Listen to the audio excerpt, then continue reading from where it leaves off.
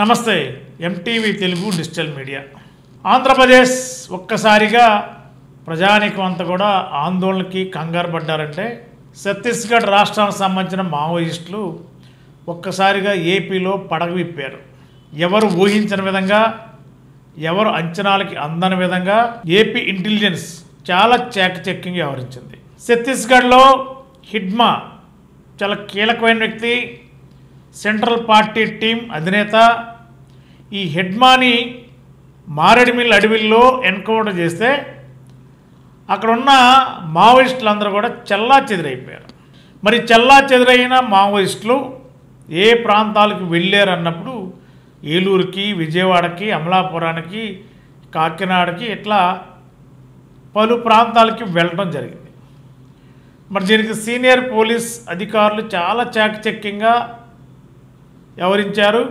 మారేడుమిల్లి, ఛత్తీస్గఢ్, ఒరిస్సా ఇవన్నీ బోర్డర్స్ కాబట్టి ఈ సరిహద్దు ప్రాంతాల్లో ఉన్న మావోయిస్టులందరూ కూడా వీళ్ళు సేఫ్ జోన్గా ఆంధ్రప్రదేశ్కి చేరారు.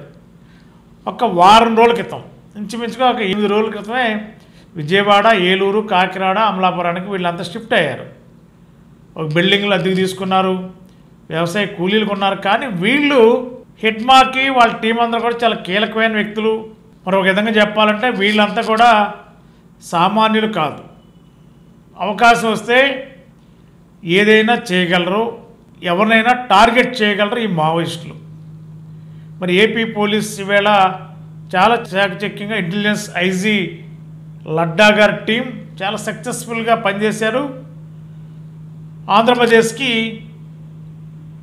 ఒక ప్రత్యేక గుర్తింపు అంటే సమర్థతకి గుర్తింపు తీసుకొచ్చిన పోలీస్ విభాగం ఈసారి ప్రజల ప్రశంసలు అందుకుంటుంది. మరి హిడ్మాన్ పట్టుకోవడానికి ఛత్తీస్గఢ్ రాష్ట్రానికి సంబంధించిన హోమ్ మినిస్టరు, అక్కడ ఉన్న పోలీస్ ఉన్నతాధికారులు హిడ్మాన్ తల్లిని కూడా ఒప్పించి హిడ్మా లొంగిపోవాలి, లేదంటే చట్టపరంగా చర్యలు ఉంటాయని కూడా ఒక ప్రయత్నం చేసినప్పటికీ మరి ఎట్టి పరిస్థితుల్లో లొంగిపోకుండా ఇక్కడ నుండి శ్రీలంక దేశానికి వెళ్ళిపోయేలా పక్కా ప్రణాళిక సిద్ధం చేసుకున్నాడు హిడ్మా.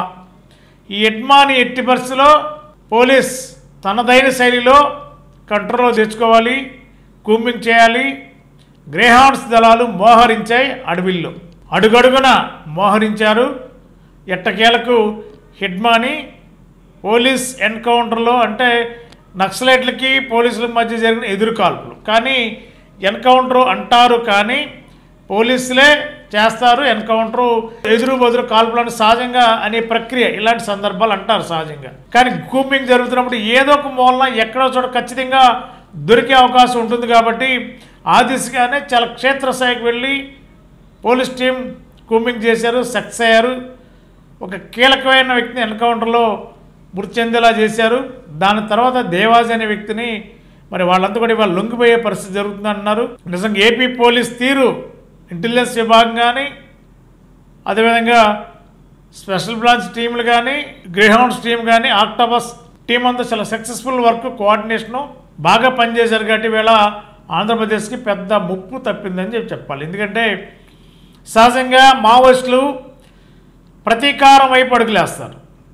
వాళ్ళ అధినేత హిడ్మా ఎన్కౌంటర్లో చనిపోతే మరి ప్రతీకారంగా వీళ్ళ మావోయిస్టులందరూ కూడా జిల్లాల్లోకి వెళ్ళినప్పుడు టార్గెట్ పెట్టుకుంటారు. ఏదో ఒక పొలిటీషియన్ మీద ఎక్కడో చోట ఏదో విధంగా ప్రతీకారం తీర్చుకోవాలి, ప్రభుత్వాన్ని హెచ్చరించాలి. ఆ టైపుకి ఎవరిస్తారు మావోయిస్టులు. మరి ఇంటెలిజెన్స్ విభాగం సకాలంలో స్పందించకపోతే ఖచ్చితంగా ఏదో ఒక ఘటన ఆంధ్రప్రదేశ్లో జరిగి ఉండేదేమో అనే కొన్ని అనుమానాలు కూడా వ్యక్తమవుతున్నాయి. మరి సీనియర్ పోలీస్ ఆఫీసర్లందరూ కూడా ఒక టీం వర్క్ చేసి వాళ్ళకు 50 మంది ఒకేసారి పట్టుకోవడం, గత చరిత్రలో ఉమ్మడి ఆంధ్రప్రదేశ్లో ఉన్నప్పుడు కానీ ఇంతమందిని ఒకేసారి పట్టుకోవడం చరిత్ర. ఇది తొలిసారి అని చెప్పొచ్చు. గతంలో ఎవరినో ఒకరినో, ఇద్దరినో, లేదా నలుగురినో, లేదా భార్యాభర్తలనో ఇట్లా కీలకమైన మావోయిస్టులని పట్టుకున్న వాళ్ళు తప్ప ఒకేసారి 50 మందిని అదుపులో తీసుకోవడం, అరెస్ట్ చేయడం అంటే పోలీస్ చాలా టీం వర్క్ చేసిందని చెప్పి అనుకోవాలి. ఇది పోలీస్ సమర్థతకి నిదర్శనంగా చెప్పవచ్చు. ఇంటెలిజెన్స్ విభాగాన్ని సత్తా ఇంకోసారి సాటి చెప్పిందని చెప్పవచ్చు. మన ఆంధ్రప్రదేశ్ ప్రభుత్వానికి కూడా ఇలాంటి టీం ఉండడం కూడా గర్వకారణంగా చెప్పవచ్చు ప్రభుత్వానికి. మరి ఐజీ ఇంటెలిజెన్స్ కూడా ప్రెస్ కాన్ఫరెన్స్లో మాట్లాడుతూ ఎక్కడా కూడా మావోయిస్టులు భయపడిన అవసరం లేదు, మీరు స్వచ్ఛందంగా లొంగిపోండి. పోలీస్ దగ్గర కానీ మీడియా దగ్గర కానీ లొంగిపోతే ఖచ్చితంగా మీకు రక్షణ ఉంటుంది.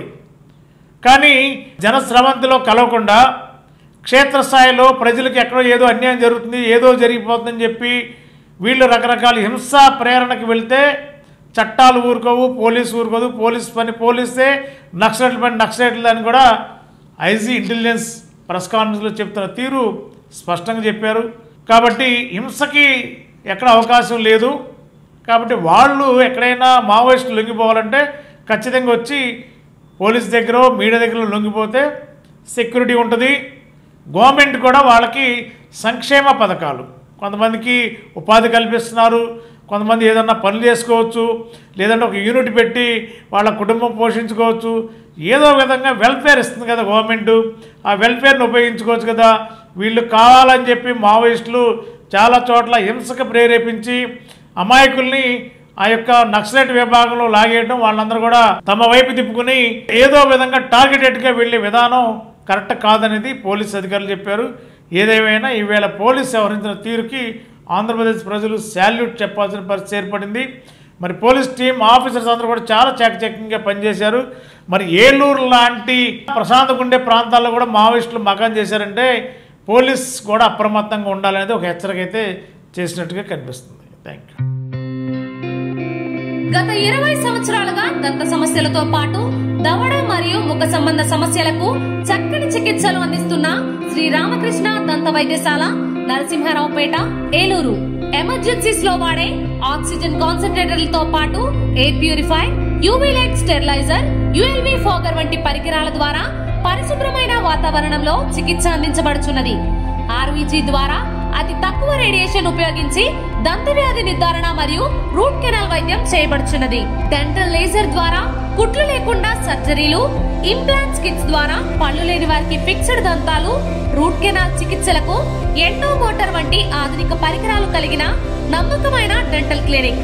అత్యంత ప్రామాణికమైన ఆటోక్లావింగ్ పద్ధతిలో శుభ్రపరిచిన ఇన్స్ట్రుమెంట్స్ వాడడం మా ప్రత్యేకత.